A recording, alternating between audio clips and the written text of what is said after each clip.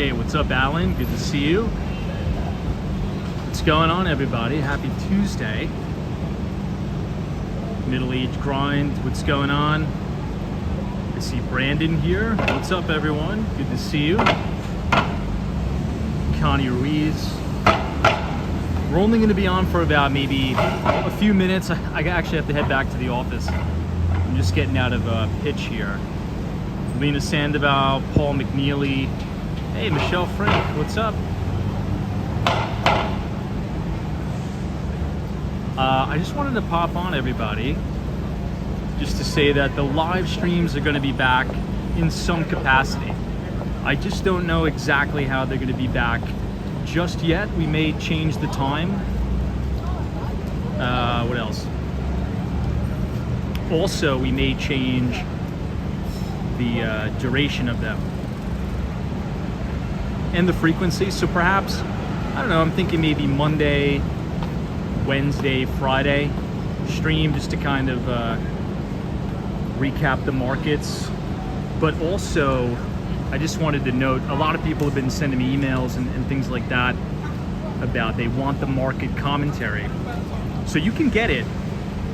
You just got to be following us on the X platform. So if you follow @WalksWallStreet on X, I am active there pretty much every single day, giving blow-by-blow market commentary, what I think of the markets, kind of what things are doing. But overall, I mean, you know, since our last update, I mean, we've been very bullish this market since the volatility day in April, and it's been an unbelievable lockout rally where the S&P 500, the NASDAQ, has followed the 21-day moving average all the way to new all-time record highs, right? Also, we had just an unbelievable breakout for Bitcoin, hitting a new record high, 124,000. You guys know my target for this cycle is right around 140, 150. We may get there, but I think we're actually going to break down a little bit from here. So if you look at my recent post on X, I had a leverage long position in my trading account on Bitcoin. I closed that today.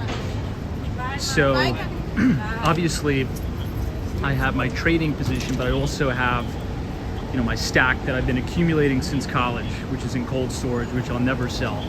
But the long-term outlook, right? I think intermediate term time frame, the market's quite extended here, and a lot of the true market leaders, the TMLs, are extended above their 50-day moving average, as well as the 200-day moving average. So a lot of the stocks that we've been in and we've been watching, like Robinhood, Palantir, Netflix, Spotify, you know, a lot of those are pretty extended. So I've been trimming quite heavily into strength as we blew through new highs. What I think what might happen, okay, is you're probably going to see a little bit of volatility through the tail end of the summer into early fall, and that's going to freak a lot of people out, and that's going to shake a lot of people out. You're going to hear headlines that, you know, the market's crashing, we're going to revisit the April lows. That's going to be the narrative. What I think, and again, it's not investing advice, I think you want to be buying that pullback aggressively right at the 50-day, if the S&P can get to the 50-day, because I think you're going to have a lot of stocks here setting up again after this pullback. We might not get a pullback, but I think we're going to get one here. It might have started today, maybe tail end of the summer, and then I think you're going to have one of the most powerful Santa Claus rallies in the Q4 ever in history of the market. You know, all of the hold on here, let me just fix my suitcase, and the camera's going to be a little shaky here, everybody, just because I don't have the gimbal, but I just wanted to pop on and say hello. But the macro outlook has to be max bullish, maximum risk on, okay? You have a culmination of things happening where you still have a lot of people sidelined, right? There's so much cash on the sidelines here. A ton of people, even a lot of people that I know that are very successful money managers, have pretty much missed out on this entire rally. The entire thing missed. So that first pullback, I think, is going to freak a lot of people out. but just wait for these stocks to set up again, and you could, you know, if you have a retirement account or whatnot, obviously, again, have to give this corny disclosure, you know, not investment advice, but I think you buy that first big pullback aggressively at the 50. If we get there on the NASDAQ or the S&P, we might not even get there. But we have so many tailwinds for this market, guys. We haven't even had a rate cut yet, right? The economy's firing on all cylinders. We heard all of these predictions from the experts that we're going to have a recession. You know, the tariffs are going to cause, you know, food scarcity and hyperinflation. Inflation is cratering, okay? The advancements in AI, all the new deals that are coming out, Samsung signing a big deal with Tesla, you know, for XAI, all the new AI 5 and 6 chips, Taiwan Semi and Samsung. It's going to be I think maybe a 3 to 5 year boom, super cycle in AI, in cloud computing, in data center. You know, we've been talking about some new issues, Galaxy Digital and the like. But thinking big picture, okay, this market's going to get nutty, and it's going to get very, very frothy. And one of the ways that we could know that the market is getting frothy is you're going to have a really big boom in new issues, right? The IPO market right now really hasn't even accelerated. You know, I mean, we had a few, you know, like Circle was a good IPO, right? But you're going to start to see these things come in public like crazy. If you just do a quick Google search or Perplexity, the IPO market topped in terms of the amount of new issues coming on the market in 2021. We haven't even really recovered.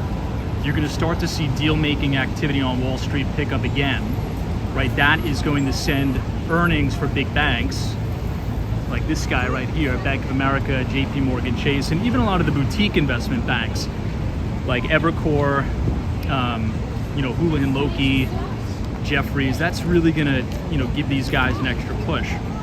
So the uptick in deal flow for IPOs, the M&A market accelerating, that is when you really start to know, okay, this market is very, very late cycle, but we haven't even had any of that. We've had maybe 1 or 2 new issues, Circle, you know, Galaxy Digital, which was a direct listing on the NASDAQ. We've been talking about Galaxy Digital for a long time. Very, very bullish that company over the long term. Do some research into it. Galaxy Digital is essentially the Goldman Sachs for cryptocurrencies, but even more important than that, even more, the opportunity is even more massive for Galaxy Digital in terms of their data center, Helios. There was a great article in Investors Business Daily this weekend talking about the super cycle in data centers. You guys got to read that article. I retweeted it on my X account. That's the most important article you will ever read this week, hands down. Some of these manufacturers, they're booked out until 2030 for all the parts, all the energy needed to power a lot of these data centers. So anyway, I just wanted to pop on real quick. I gotta go, but it was good seeing you all. We will be back with the live stream very, very soon. Until then, enjoy all of the different, you know, videos I put out every day, and then potentially we'll make another channel for this. But I'll keep this live stream up for maybe about an hour, and then I will delete it. So if you want to re-listen to that market update, feel free to do that just by watching the replay. Let's see who we got in the chat. Hey, Proud American is here. What's going on? Diane Pereira, what's up? The Investigator, Lee from Miami. I'll see you soon. I'm going to be in Miami maybe mid-August. Lark Bark, what's going on? Doc 7. Vernado's doing well. Tug Carter, good to see you. Nora, Sally. All right, Chris, what's up? Michelle, Nicholas, Walking Commuter, good to see everybody. All right, I gotta run. God bless, be safe, and we'll see you guys tonight at 8:30. Thanks.